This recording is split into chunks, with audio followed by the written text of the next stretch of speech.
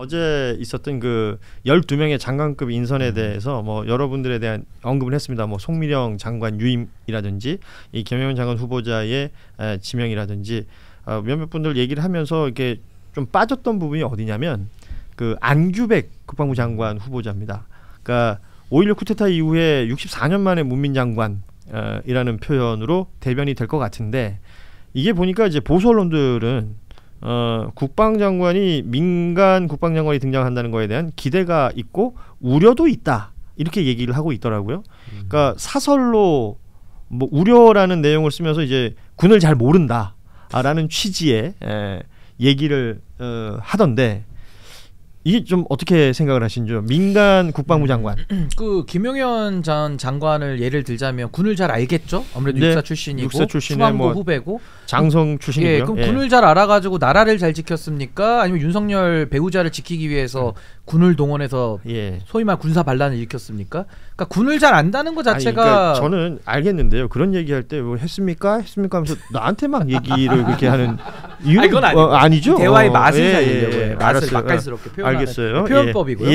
아니 그래서 저는 안규백 의원도 사실 이분이 5선 의원이고 또 국회에서 국방위 활동을 많이 했고요. 그렇죠. 또 국방위원장까지 지냈거든요. 그렇다면 이런 분이 군 전문가가 아니면 도대체 누가 군에 대한 전문성을 가지고 있다고 볼 수 있느냐라는 의문을 반문할 수밖에 없고 또 하나는 우리가 합참의장은 군 영권을 가지고 있잖아요. 그러니까 당연히 군인이 하는 게 맞는데 이 국방부 장관은 민간인이 하는 것이고 군 정권을 갖고 있습니다. 그렇기 때문에 군에 대한 정책 내지는 군 인사권 군 예산 편성 이런 것들을 국방부 장관이 대통령의 명을 받아서 하는 거거든요.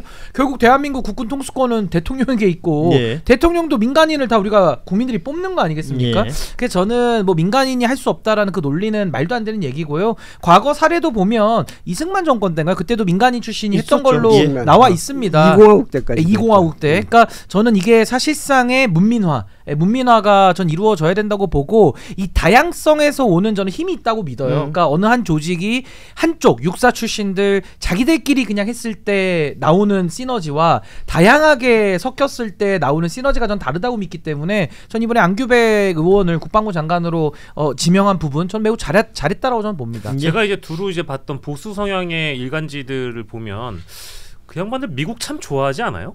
좋아하죠. 근데 글로벌 스탠다드 얘기하면 꼭 어디 유럽 선진국이나 미국 사례 이제 들먹이면서 이제 거기 있는 뭐 법무부 장관들이나 국방부 장관들 이제 문민화된 거를 이제 장점으로 얘기했는데 왜 우리는 하면 안 되는 것인가? 이거에 대해서 일단 물어보고 싶고 방금 우리 신인규 변호사가 말씀 주신 것처럼 이게 지금 어떤 작전 전략을 수립하거나 합참의장의 자리에 가는 게 아니잖아요. 국방부 장관이 국방 정책을 수립하고 예산을 총괄하고 조직을 어떻게 다스리고 인사를 어떻게 할 것인지에 대한 군정을 하는 것이기 때문에 민간인이 가도 충분히 할 수 있는 영역이라고 일단 봐야 될 것 같고요. 이게 뭐 군대를 모른다, 방위 출신이다, 한 번도 군 복무를 안 해봤다라고 해가지고 군인을 모른다? 뭐 군대를 모른다라고 할 수 있는 경력이 일단 아니잖아요. 그리고 어떤 영역에 대해서 모른다라는 거는 어떤 측면에서는 장점이 되기도 합니다. 새로운 시각이 들어갈 수도 있는 거거든요. 나는 이제 민간인 출신이고 내가 국방위를 오래 했지만 부대에 가보고 또 국방부 장관으로서 일선 부대에 가보니까 이런 점들은 정말 우리 어떤 국민적 관점에 못 따라가는구나, 이런 새로운 시각이 또 드러날 수 있는 거기 때문에 저는 방위 출신이어서 안 된다, 군 출신이 아니어서 안 된다, 이거는 저는 뭐 잘못된 시각이라고 보고 있습니다. 저는요 누가 가도 김용현보단 잘할 것 같아요.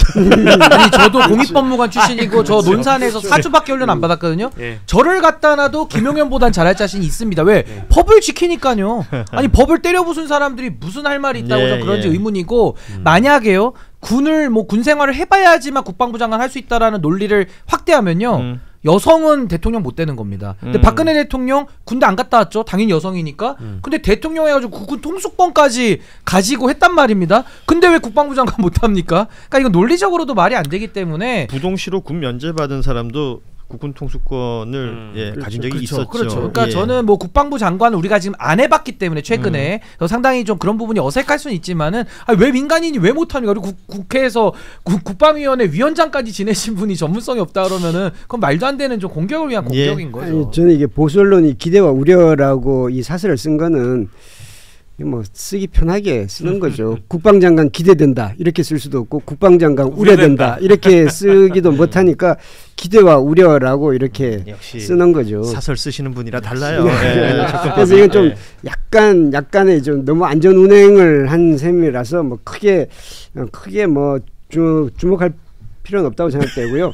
다만 이제 그 방금도 말씀 쭉 얘기하셨는데 국방장관의 역할과 합참의장의 역할은 다르다고 다르죠. 보고 예. 오히려 국방장관은 군인 출신이 잘 못할 것 같아요. 왜냐하면 국방장관이 하는 일이 어디 가서 군사 작전 지휘하고 이런 게 아니고 군 예산을 어디다 쓸까, 그리고 그 보고서 보고 여기다 예산을 투입할 것인가 말 것인가, 오히려 이거는 기업의 CEO 역할에 더 가까운 겁니다. 군 이걸 행정이죠. 그렇죠. 그렇죠. 투자를 할 것인가 말 것인가라는 거, 그리고 인사 어떻게 할 것인가 이런 거기 때문에, 그래서 미국은 이제 그 군 7년 동안은 군인이 아니었던 자만이 국방장관을 할 수 있도록 하고, 그리고 대부분 CEO 출신들이 많이 합니다. 국방장관을. 이거는 저 폭스 앵커 출신이 하고 있잖아요. 아, 그거기는 좀 아주 돌출적인 상황인 거고, 그래서 우리도 이제 앞으로는 국방장관에는 오히려 민간인이 하는 것이 더 적합하고요.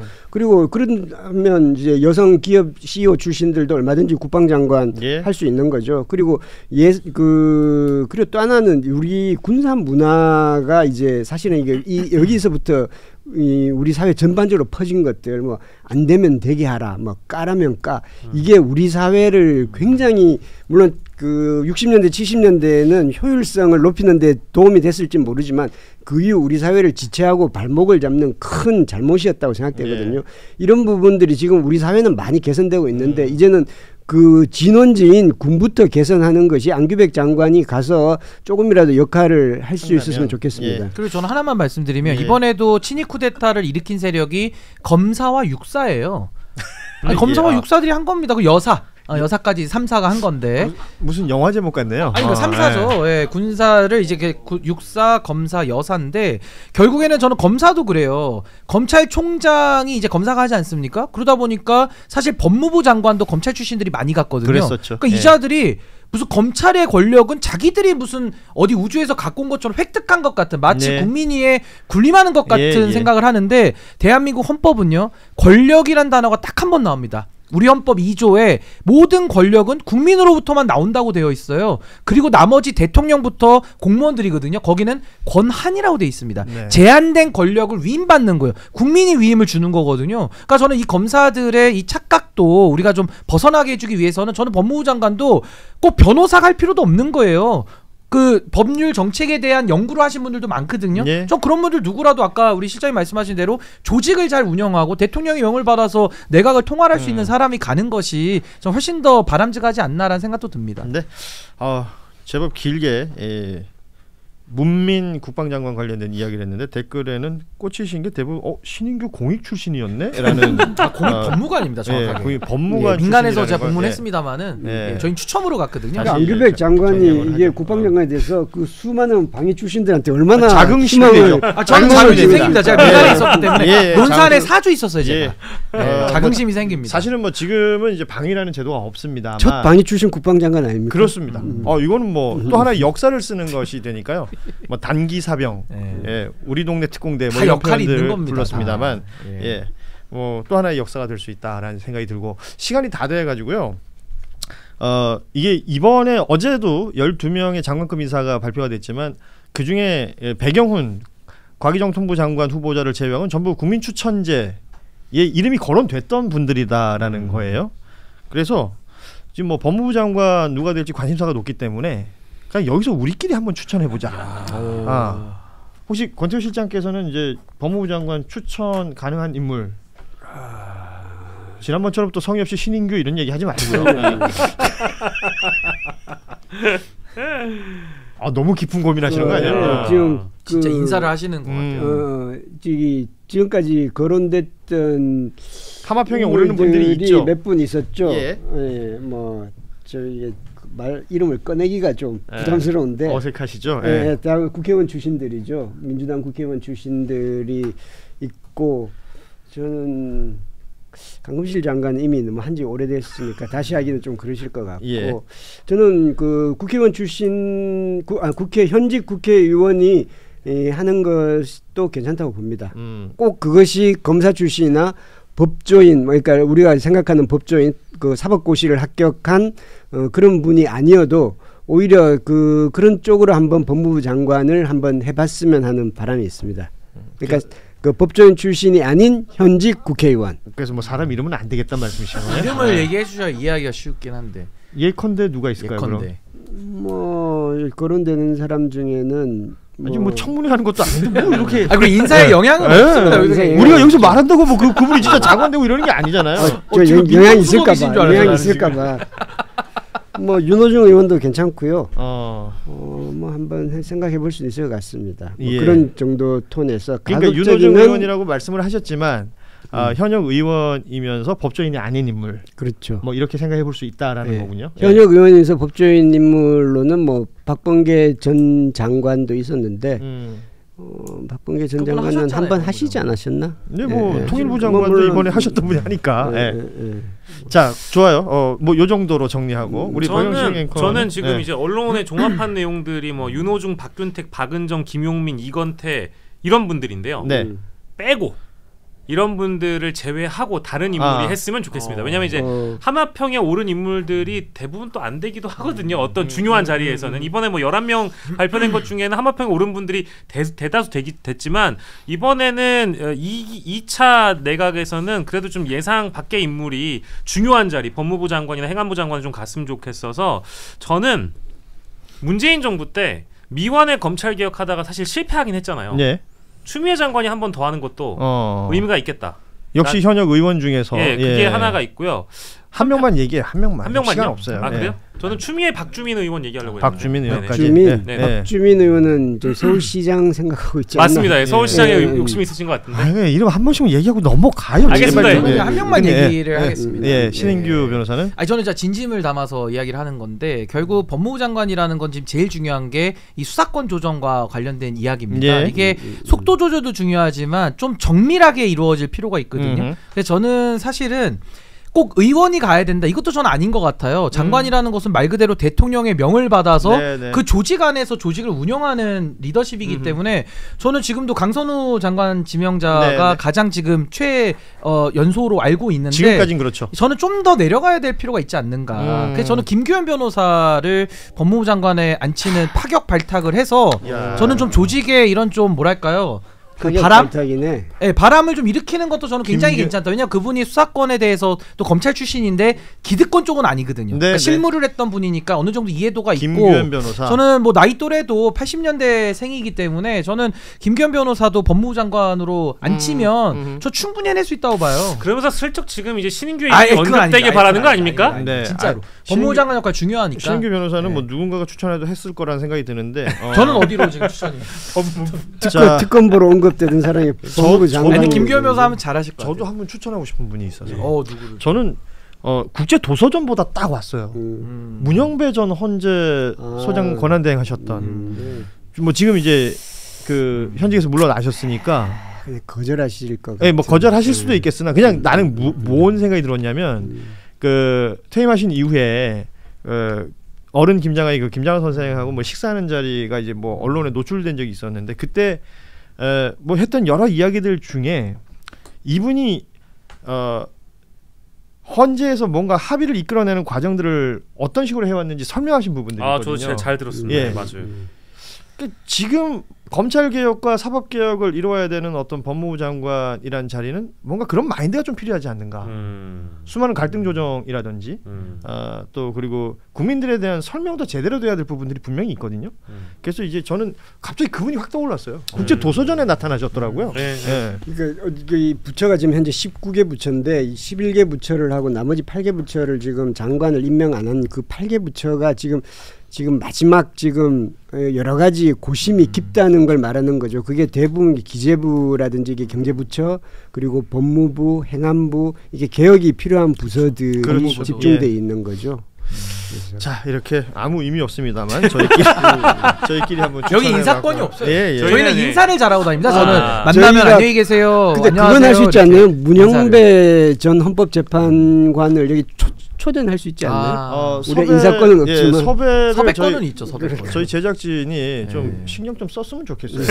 얼마 전에 MBC 나가셨더라고. 뭐 아예 섭외가 안 되는 분도 아닌 거였어요. 그 사장님 보시는 방송이라고 너무 그렇게 또 제작진 분들이 일을 안 하는 것처럼 MC가 뭐 말씀하시죠. 답답을 해야지요. 지금도 저기 봐요. 나도 이렇게 앉아 있잖아. 우리 이렇게 고추 세우고 방송하고 있는데 그러면 안 되는 거 아닙니까? 네. 그리고 지금 댓글에 네. 지금 제 이름 되면서 잠수부 장관 이런 얘기 하시는데 예.